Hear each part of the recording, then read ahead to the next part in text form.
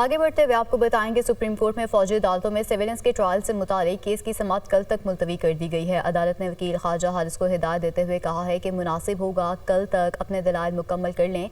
Justice Aminuddin Khan ने remarks देते हुए कहा कि कौन से मुकदमात फौजी अदालतों को मुंतकिल हुए और क्यों हुए इसको मुख्तसर रखिएगा। जजिस के इस हवाले से सवाल का जवाब देते हुए आखिर में इसको भी देख लेंगे। मजीद समाअत का अहवाल बताएंगे। हमारे साथ मौजूद हैं हसीब मलिक। हसीब, आगाह कीजिए।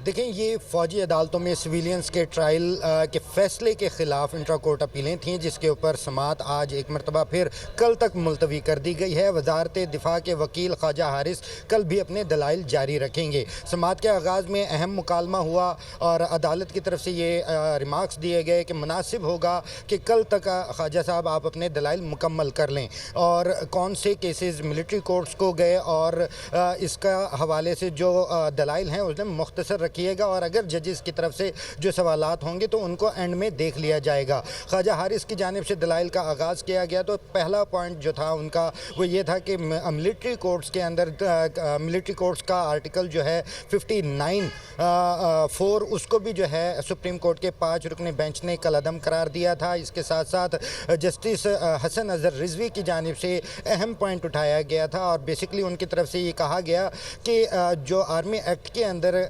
तरमीम की गई है वो अगस्त 2023 के अंदर की गई है, जबकि जो वाक़या हुआ है, जो केस इस वक्त ज़ेर समाअत है वो मई के अंदर हुआ था, मई 2023 के अंदर।